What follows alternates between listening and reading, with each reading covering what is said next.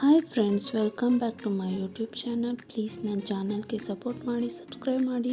Video ಇಷ್ಟ ಆಗಿದರೆ like ಮಾಡಿ, share ಮಾಡಿ. ನಾನಿವತ್ತು ಡ್ರೈ ಪೆಪ್ಪರ್ ಚಿಕನ್ ಹೇಗೆ ಮಾಡೋದು ಅಂತ ಹೇಳ್ಕೊಡ್ತೀನಿ.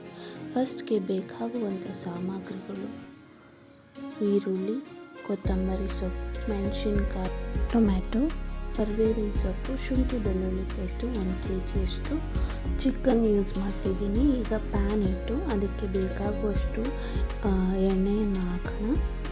ಕರಿಬೇವಿನ ಸೊಪ್ಪು, ಮೆಣಸಿನ್ಕಾಯಿ ಅದು ಸ್ವಲ್ಪ ಫ್ರೈ ಆದಮೇಲೆ ಈರುಳ್ಳಿ ಹಾಕೋಣ. ಅದು ಸ್ವಲ್ಪ ಫ್ರೈ ಆಗಬೇಕು.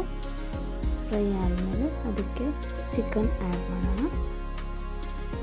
ಇದನ್ನು ಯಾರು ಬೇಕಾದರೂ ಮಾಡಬಹುದು. ತುಂಬ ಈಸಿಯಾಗಿ ಮಾಡುವಂತಹ ಚಿಕನ್ ರೆಸಿಪಿ. ಈಗ ನಾನು ಒಂದು ಸ್ವಲ್ಪ ಅರಿಶಿನ, ಹಾಗೆ ರುಚಿಗೆ ತಕ್ಕಷ್ಟು ಉಪ್ಪು ಆ್ಯಡ್ ಮಾಡ್ಕೊತಾ ಇದ್ದೀನಿ.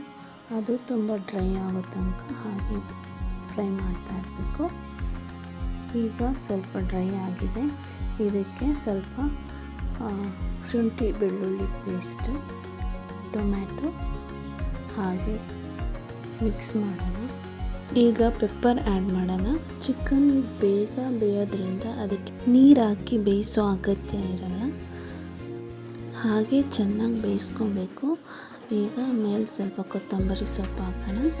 ಈಗ ರೆಡಿಯಾಗಿದೆ dry pepper chicken. Thank you.